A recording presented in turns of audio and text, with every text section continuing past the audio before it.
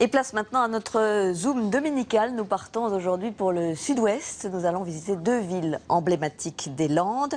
Dax, qui compte 21 000 habitants, et Mont-de-Marsan, 32 000 habitants. Nous visiterons aussi la base aérienne construite pendant la Seconde Guerre mondiale. C'est l'une des plus importantes de France.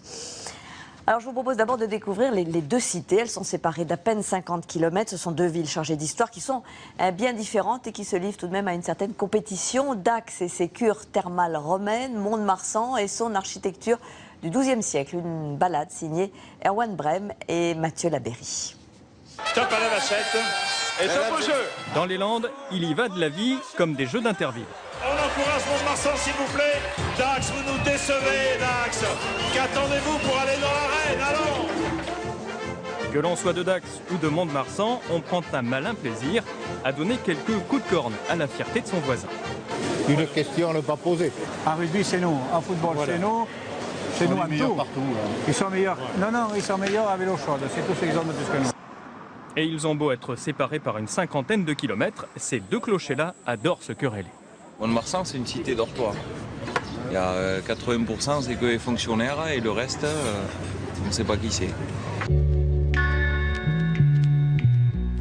À Mont-de-Marsan, la préfecture. À Dax, les touristes. Et surtout les curistes. Depuis quelques semaines, ils investissent les nombreux établissements thermaux de la ville pour se refaire une santé. Là, je suis venu, je repars, c'est presque parfait. C'est la fin et c'est vraiment bien. À conseiller. Dax se présente comme la première ville thermale de France. 52 000 curistes chaque année. Une ressource naturelle utilisée depuis l'époque romaine. Depuis le temps des Romains, la station s'est plus ou moins pérennisée. C'est surtout à partir des années 20 que le thermalisme a pris son essor. Et puis ensuite, avec le thermalisme social, la venue de la sécurité sociale, donc là, il y a eu un boom supplémentaire. Ce qui fait la renommée de Dax, c'est une boue thermale, fabriquée avec le limon du fleuve Adour. Les thermes en consomment 3000 tonnes chaque année. C'est très chaud, du fait d'être couché dedans, ça relaxe aussi en même temps, hein. Ça fait du bien. Mais bon, la bouffe, c'est ce qu'il y a de plus efficace. C'est ce qu'ils disent ici, quoi. Faut passer par la boue. Assis sur une source chaude depuis la haute antiquité, Dax vit par et pour le thermalisme. Si à l'époque romaine, les soldats de retour de campagne venaient s'y relaxer, la ville a aussi voulu devenir un point de passage obligé des artistes et des intellectuels des années folles. Et c'est pour cette élite que fut construit le Splendide, un surprenant hôtel art déco. Ici, vous avez vraiment des soubassements sculptés. Vous avez à l'entrée un vitrail monumental. C'est un vrai palace des années 30. Mais le seul souci, c'est qu'il y a eu la grande crise dans les années 20, 29. Et donc, il n'y a pas eu le grand boom, le grand faste comme Biarritz et Arcachon, par exemple. Mont-de-Marsan, elle, n'a pas d'eau thermale. Mais son histoire est indissociable de ces rivières qui traversent le cœur de la ville. On appelle Mont-de-Marsan la ville des Trois-Rivières. Mais en fin de compte, c'est pas la ville qui a fait les Trois-Rivières, ce sont les Trois-Rivières qui ont fait la ville. Une cité dont les plus anciennes bâtisses remontent au XIIIe siècle. Tout ça, ce sont les premières, on va dire, les premières constructions qui ont structuré le port de Mont-de-Marsan. Et là, vous avez la cale et l'ancien port qui servaient de quai pour tout débarquer, toutes les marchandises, quand les gabarres faisaient la liaison entre la mer via Bayonne, Dax, Tartas et Mont-de-Marsan. Oasis urbaine au cœur de la forêt des Landes, Mont-de-Marsan est une ville administrative qui s'offre un lifting depuis quelques années. Témoin, une médiathèque aux lignes futuristes, signée Jacques Sebag. Et dans le fond d'une ruelle, une modeste maison où les cerveaux tournent à plein régime. Voilà, ici donc c'est la cuisine, les pièces communes, les lieux de vie où on peut discuter ensemble, échanger sur les projets. Et puis ensuite, dans les pièces, il y a les différentes entreprises. Une pépinière high-tech d'entreprises spécialisée dans le développement des logiciels libres et gratuits. Mont-de-Marsan est l'une des places fortes françaises de cette forme de créativité. Alors que la plupart des licences, quand vous achetez un logiciel, vous interdisent de faire quoi que ce soit, quand vous récupérez un logiciel libre ou un matériel libre, on vous donne le droit de faire ce que vous voulez avec, justement de le bidouiller. On a la liberté de construire et d'améliorer sans cesse. Application concrète, ce drone de lutte contre les nids de frelons asiatiques, développé en libre, qui au final a coûté 3 fois moins cher à son utilisateur. Si Dax et Mont-de-Marsan se chamaillent sur leurs différences, il reste un patrimoine commun à tout le département, la course landaise, surtout quand elle se déroule devant les 8000 spectateurs des arènes de Dax.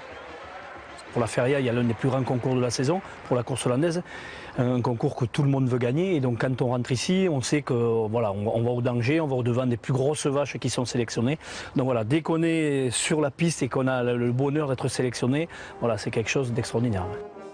Pouvoir du spectacle, Dacquois ou Montois, c'est dans la chaleur festive d'une arène que tous tombent d'accord.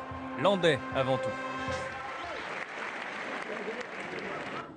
Parlons à présent de cette base militaire qui est l'une des plus importantes de France et qui se situe en plein cœur de la forêt des Landes. C'est de là d'ailleurs que sont partis de nombreux soldats français pour le Mali. On y forme les meilleurs pilotes qui s'entraînent sur les avions de chasse les plus puissants. Et une véritable ville dans la ville, comme nous le montrent Erwan Brem et Mathieu Labéry.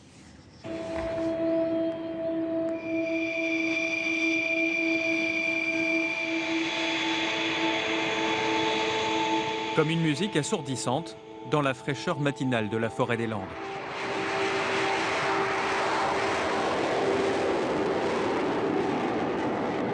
Escadron 230 de Mont-de-Marsan, les chasseurs se préparent à prendre leur envol. Dans quelques instants, les 2 pilotes de Rafale vont entrer dans la peau de leur personnage. Et nous, on va jouer, on va dire, les méchants sur cette mission pour entraîner les autres escadrons, si vous voulez, à procéder à des frappes sur un pays ennemi.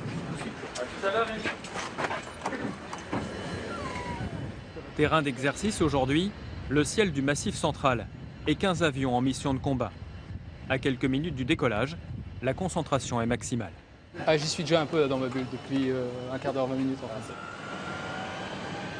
On quitte les problèmes qu'on a au travail, enfin, les choses qui nous prennent du temps, de l'énergie. Et on se concentre vraiment sur le vol. Parce que là, il va falloir vraiment piloter la machine.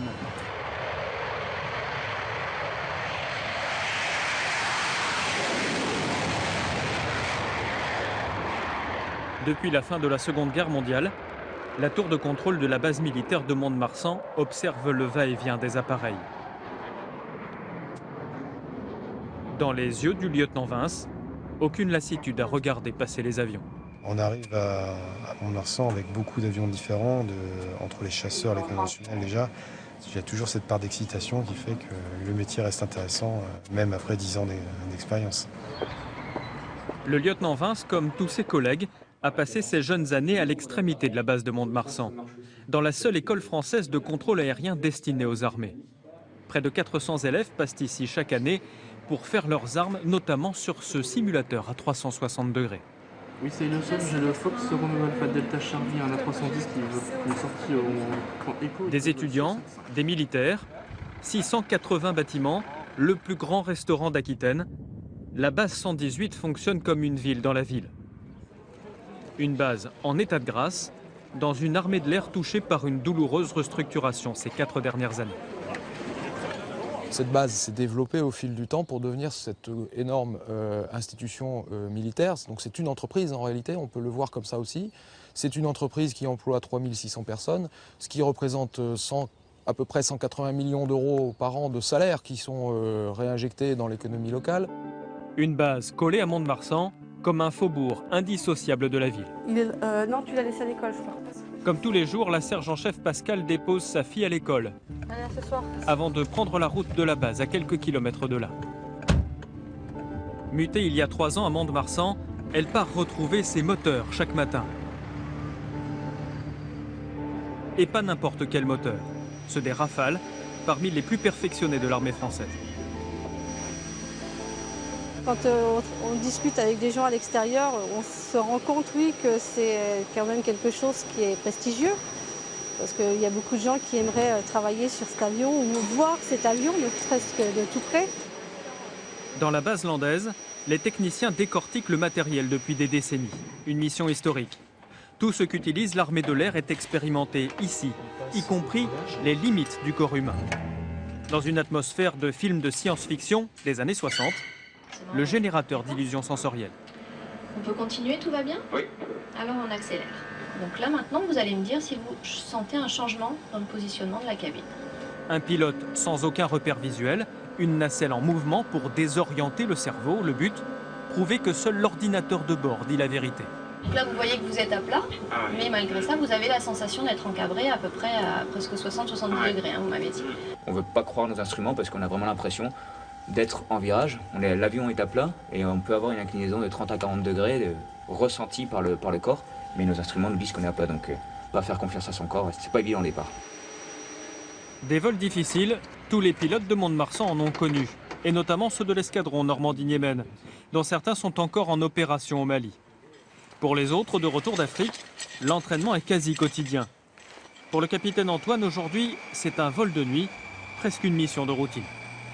On s'entraîne à ça et au final, comme on l'a bien préparé, qu'on a bien briefé, il n'y a pas finalement tant d'appréhension que ça.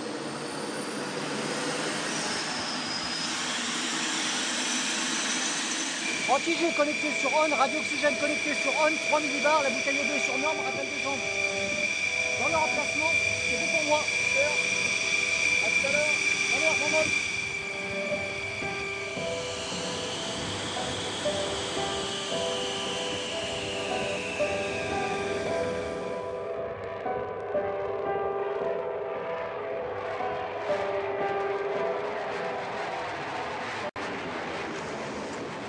Et les Landes sont aussi la terre du rugby. Historiquement, Dax et Mont-de-Marsan sont deux équipes excellentes qui comptent d'ailleurs aujourd'hui quelques-uns de nos meilleurs joueurs. C'est là que quelques grands champions ont grandi et les enfants, vous allez le voir, continuent de se former dès le plus jeune âge. C'est ce que nous montre ce reportage de Mathieu Perrault et Hélène Massiot. Autrefois, c'est vrai, c'était les affrontements entre les villages. Ça va de génération en génération. Les gens attendent ça toute la semaine. Je suis venu au rugby avec les copains et dès que j'ai goûté à cette ambiance, je n'ai pas voulu repartir.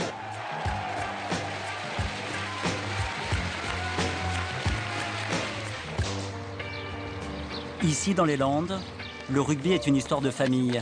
Chacun y a sa place, son poste. Il y a les ailiers, les talonneurs, bien sûr. Et au milieu de tout ça, Marcel. Lui joue porteur d'eau au Stade Montois Rugby. Vous êtes à tous les entraînements? Ah oui, ça c'est sûr, tous les entraînements. Ça fait combien de temps? Je sais pas, une vingtaine d'années. Pour ce joueur venu des îles Tonga, Marcel est très vite devenu un pilier sur qui s'appuyer.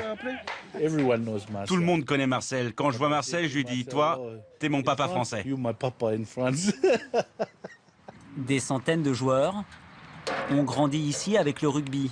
Parmi eux, l'ancien ailier du 15 de France, Christian Darouille. J'ai plein de souvenirs. Je revois mon prof d'anglais toujours à la même place. Même si la leçon n'était pas bonne, j'avais une bonne note. Il détient le record d'essais marqués dans ce stade, mais ce qui l'a surtout marqué lui, c'est ce jour du printemps 56. J'avais 19 ans. J'avais repéré une jeune fille magnifique, blonde, avec une grande queue de cheval jusqu'à moitié dos. Et là, dans le coin, j'ai marqué un essai. J'ai cueilli 3 pâquerettes dans la butte, parce que c'était au printemps. Je suis allé les lui offrir en rentrant. Et puis, c'est devenu ma femme. Et ça fait plus de 50 ans qu'elle est ma femme. Et comme je courais plus vite que les autres, c'est moi qui l'ai eu, quoi. Aujourd'hui, on ne trouve plus de pâquerettes sur le nouveau stade de Mont-de-Marsan. Le rugby a changé, il est devenu professionnel. Mais la passion reste la même et elle continue à se diffuser. Ce jour-là, à Saint-Sevé, 1300 jeunes Landais de 5 à 15 ans ont rendez-vous pour le tournoi de l'année. J'étais plaqué, là j'étais allongé, une fille arrive et là, bam, le genou dans l'œil. En bas, Baptiste, en bas. Les enfants, ils baignent dans le rugby, quoi. On a des gamins qui ont 5 ans qui commencent à vouloir nous suivre, qui viennent à peine de faire les 5 ans, qui veulent déjà faire la licence. Ils sont copains d'école, donc ils se font plaisir chaque week-end, quoi. À quelques kilomètres de là, l'ancien international Benoît Doga nous a donné rendez-vous à la chapelle Notre-Dame du rugby. Le demi-mêlée qui normalement devrait introduire le ballon dans la mêlée, mais avant il le présente à Notre-Dame du rugby, on peut dire pour qu'il bénisse le ballon et que tout se passe bien. Le meilleur endroit pour évoquer ce qu'il appelle le rugby de clocher. Autrefois, c'est vrai, c'était des affrontements entre les villages. On parlait toujours du match Dax-Mont-de-Marsan, c'est sûr. Et c'était, des fois même, c'était assez virulent, pas que sur le terrain, même en dehors du terrain. Et ce n'est pas le Dacquois Pierre Albaladejo qui nous dira le contraire. Des matchs entre Dax et Mont-de-Marsan, il en a vu, jouer et commenter des dizaines, avec chaque fois une émotion particulière. Je pense que ça avait plus de signification à l'époque, parce que les joueurs étaient du terroir. Actuellement, les derbies, on a fait un derby l'an dernier, par exemple, avec le Stade Montois. J'avais des joueurs étrangers qui jouaient à Dax, qui m'interpellaient, me disaient mais Pierre, pourquoi on parle comme ça de ce match? Pour nous, c'est un match comme les autres. J'ai trouvé ça très triste. J'ai dit oui, mais à l'époque, c'était pas un match comme les autres, pas du tout. Surtout ce 2 juin 1963, à Bordeaux. Mont-de-Marsan bat Dax 9-6 en finale du championnat de France. Le couronnement d'un rugbylandais qui, aujourd'hui, peine chaque saison à rester dans l'élite. Dimanche dernier, au stade Maurice Boyau, Dax 15e de Pro D2 reçoit Lyon 6e, avec au-dessus de la tête la menace d'une relégation en 3e division. Je suis stressé, je retrouve tous les anciens joueurs par-ci par-là, et on est là, tous derrière notre équipe. Alors on va croiser les doigts, et puis Inch'Allah. Un match sous tension, au bout duquel l'US Dax va s'offrir une bouffée d'oxygène. 2 essais et une victoire 29-5 face à l'équipe de Sébastien Chabal. C'était très bien, impeccable. Voilà, on reviendra. L'an prochain, Dax devrait retrouver Mont-de-Marsan pour faire renaître le temps d'un match, l'une des plus belles rivalités du rugby français.